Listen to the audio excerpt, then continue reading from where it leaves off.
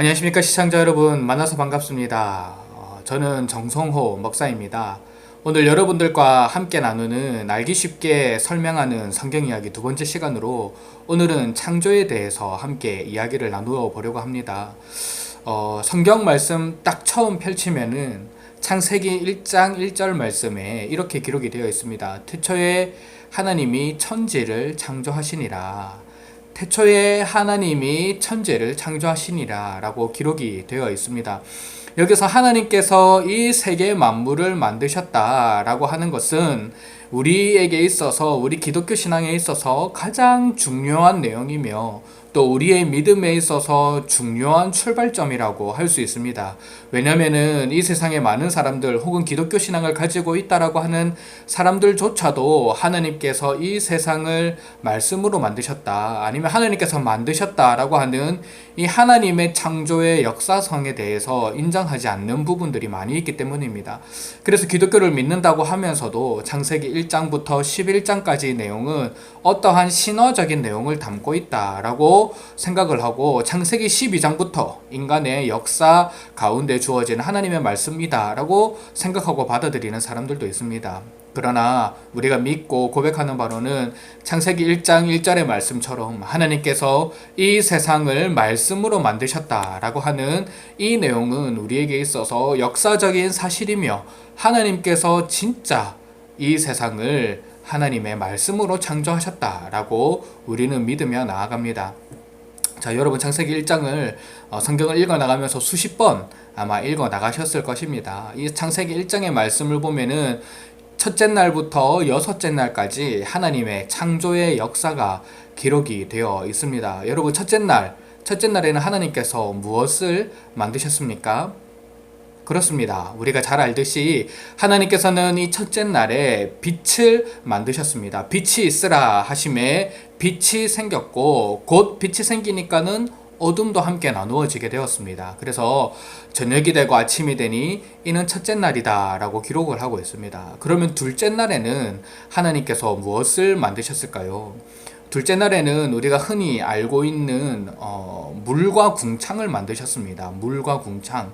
특별히 이 궁창 위에 있는 물과 궁창 아래에 있는 물, 이제 이렇게 성경에는 구분이 되어 있는데, 여기서 말하는 궁창은 오늘날 우리의 개념으로는 조금 이해하기 어려운 개념일 수 있는데, 그냥 쉽게 생각하면 하늘이라고 생각하면 됩니다. 하늘 위에 있는 물과 하늘 아래에 있는 물이 있었다 라고 하면서 이게 둘째 날에 하나님께서 만드신 창조 세계입니다.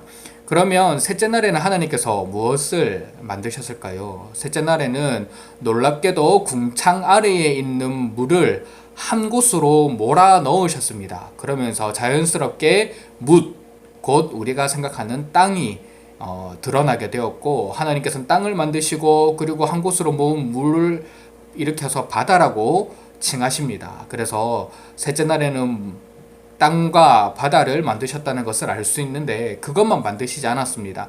하나님께서는 땅 위에 각종 씨를 맺는 채소들과 과일을 맺는 나무들, 이렇게 식물들을 하나님께서는 셋째 날에 창조하셨다라는 것을 알 수 있습니다.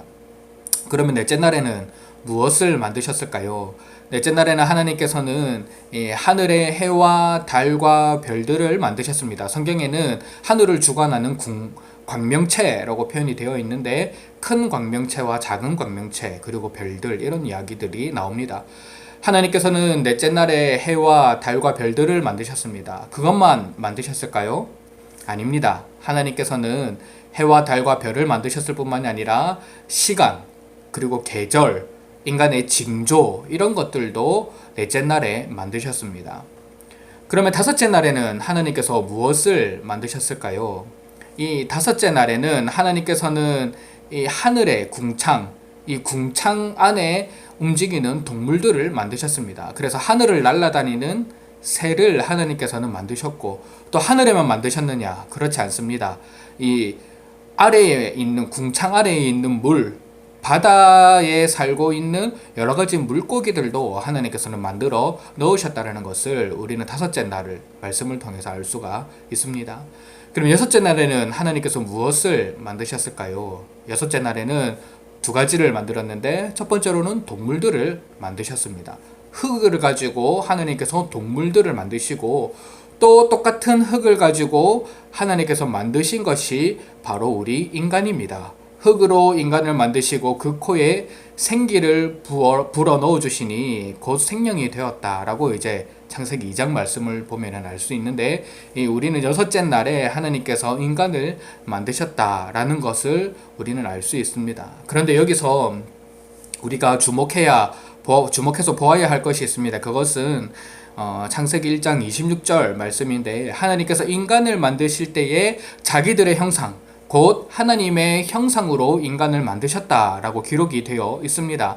그래서 하나님의 형상으로 인간을 만드셨는데 곧 남자와 여자를 만드셨다라고 되어 있는데, 여기서 하나님의 교회라는 불건전한 단체, 우리 기독교에서는 이단이라고 말합니다. 이단은 무엇이라고 말씀하시느냐, 하나님께서 자기의 형상대로 사람을 만드셨는데 남자와 여자를 만드셨다. 그래서 하나님은 남자 하나님이 있고 여자 하나님이 있다라고 주장을 합니다. 그래서 우리가 흔히 많이 들어보았듯이 어머니 하나님이라는 그 사람인도 이 땅 가운데 있다라는 것을 우리에게 알려주곤 합니다. 그러나 이것은 정확하게 이 본문 말씀을 잘못 이해한 것입니다. 하나님의 교회에서 말하는 남자 하나님은 안상홍인데 하나님이라고 말하면서 이미 죽었습니다. 이 땅에 없습니다. 여자 하나님으로 받아들이는 사람은 장길자라는 사람인데 그 사람도 지금 나이가 많이 들어서 지금 어려움 가운데 있는 것으로 알고 있습니다. 사람이 어떻게 하나님이 되느냐, 이것은 있을 수가 없습니다. 그렇다면 하나님께서 자기의 형상대로 사람을 만드셨다라고 한 것은 무엇을 뜻하느냐, 이것은 우리가 그 당시 이스라엘 주변의 문화와 역사를 이해할 수 있는 부분입니다. 그 당시에 이 세상을 다스리는, 나라를 다스리는 왕을 표현할 때에 신의 형상을 가진 자다, 혹은 신이다, 신의 아들이다 라는 표현을 자주 사용했습니다. 그래서 결국 왕에 대해서 이야기를 할 때 신의 형상을 가진 자다 라고 해서 왕을 나타냈는데, 이런 문화적 배경 속에서 하나님의 형상에 대해서 이해를 한다면은 결국 우리 인간은 신의 형상대로 지음을 받은 자들이다. 우리 인간은 왕과 같이 이 세상 만물을 다스리는 존재로 지음을 받은 사람들이다 라는 뜻을 가지게 됩니다. 이 말씀이 그 뒤에 나오는 1장 28절 말씀과 일맥상통하게 되는데, 1장 28절 말씀을 보면 생육하고 번성하여 땅에 충만하라, 땅을 정복하라, 바다의 물고기와 하늘의 새와 땅에 움직이는 모든 생물을 다스리라 라고 하나님께서 말씀하십니다. 인간을 만드시고 나서 그들에게 복을 주시며 이르시되 생육하고 번성하고 땅에 충만하고 땅을 정복하고 땅을 다스리라 라고 말씀하십니다. 이 말씀이 여러분 무엇이겠습니까?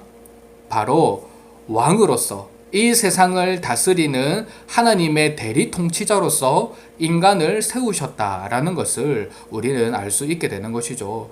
그래서 결국 하나님의 형상이라는 것은 하나님의 대리 통치자다.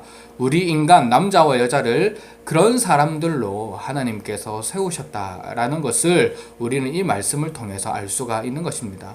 그런데 여러분, 제가 지금 이 인간, 하나님의 형상에 대해서 좀 설명을 많이 드렸는데, 그 앞에 첫째 날부터 여섯째 날까지 하나님께서 창조하신 그 내용을 살펴보시면서 혹시 궁금했던 점 있지 않으십니까? 혹시 없으셨습니까? 하나님께서는 해와 달과 별을 만들기 전에 이미 셋째 날에 식물을 만드셨습니다. 채소, 풀, 나무, 이런 것들을 하나님께서 만드셨습니다. 아니, 우리 과학적으로 이해가 안 되지 않나요? 어떻게 해가 없는데 광합성을 할 수 있는 식물이 그 전에 만들어질 수 있을까요?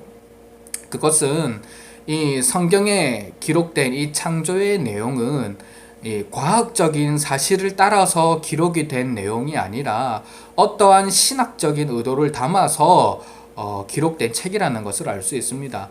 첫째 날, 둘째 날, 셋째 날에 창조된 것은 넷째 날, 다섯째 날, 여섯째 날 그 만들어진 것의 배경이 되는 것입니다. 여러분, 넷째 날에 뭘 만들었다고 했습니까? 광명체를 만들었다고 했습니다. 해와 달과 별을 만들었습니다. 그럼 그것의 배경이 되는 것은 무엇이 있어야 되겠습니까? 첫째 날에 빛과 어두움이 있어야 됩니다. 하나님은 빛과 어두움을 만드시고 넷째 날에 그 빛과 어두움을 채워 넣는 해와 달과 별을 만드셨습니다. 둘째 날도 마찬가지입니다. 하나님께서 궁창 위의 물과 궁창 아래의 물, 이렇게 궁창과 물을 만드셨는데, 다섯째 날에 가면은 하늘을 채우는 새가 창조되었고 바다를 채우는 온갖 물고기들이 창조되었다는 것을 알 수 있습니다. 셋째 날도 마찬가지죠. 셋째 날에 풀과 채소와 나무들과 식물들이 만들어졌는데, 여섯째 날에 무엇이 만들어집니까? 여섯째 날에는 동물들과 사람들이 만들어집니다.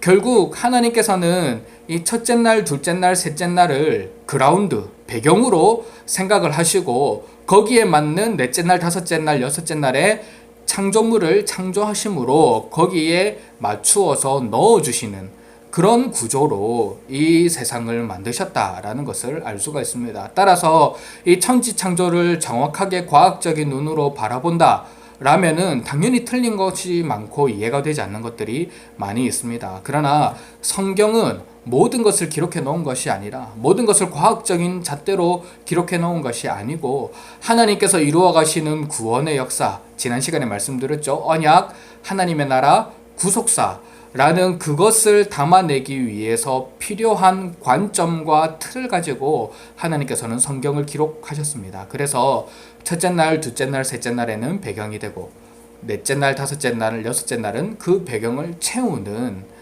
그런 식으로 하나님께서 창조를 하셨습니다. 사실 이번에 창조에 대한 내용을 준비하면서 저 스스로에게 몇 가지 질문이 있었습니다. 하나님께서는 왜 굳이 이 세상을 만드셔야 했는가? 또 하나님께서는 이 세상을 만드셨을 때 악이 없이는 만드실 수는 없었는가? 왜 타락한 천사들이 있어야 되는 거면 왜 악이 이 세상에 존재해야 했는가? 또 만약에 하나님께서 이 세상을 만드셨을 때에 인간이 타락할 것을 모르셨는가? 이런 질문들을 스스로 하게 되었습니다. 그래서 거기에 대한 답변도 준비해 보았는데, 그 답변까지 하면 이번 영상이 길어지기 때문에 그러한 답변들은 다음 영상으로 만들어서 제가 준비해 보도록 하겠습니다. 오늘은 천지창조 여기까지 여러분들과 함께 나누도록 하겠습니다. 감사합니다.